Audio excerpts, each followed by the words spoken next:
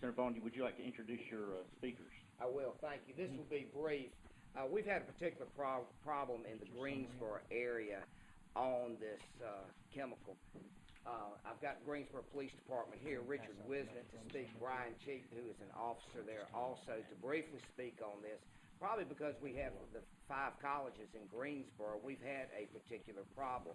I also have Mrs. Carr, and there's an article I have passed out here whose son Daniel Carr had a particularly horrifying experience here, and we asked her to come and just give a brief statement on what happened there. I've passed out the article there. I've also passed out a copy of the list where K2 is currently banned, which is 17 states, and 8 others, including us, have it pending right now.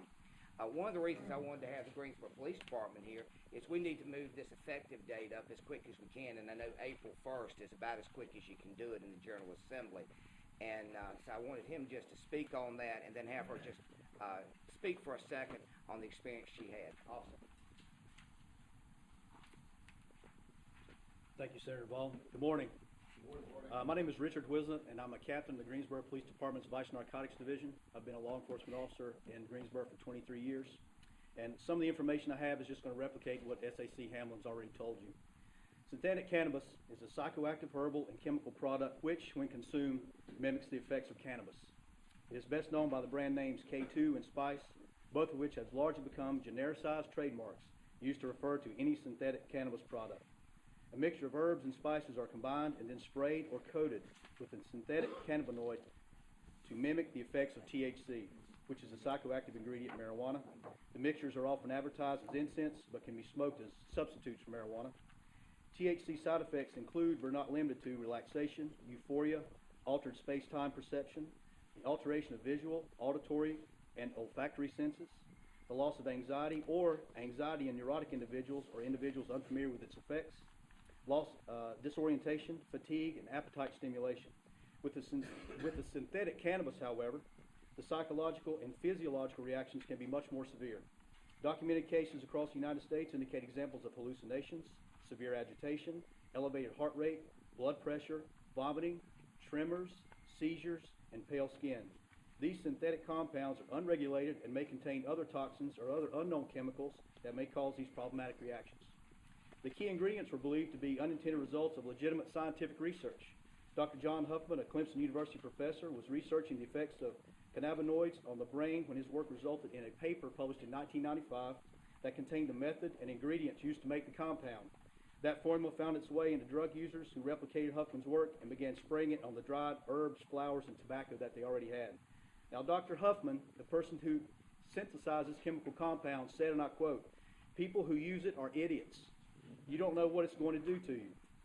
Currently, the substances are manufactured mostly overseas with no quality control measures to ensure safety.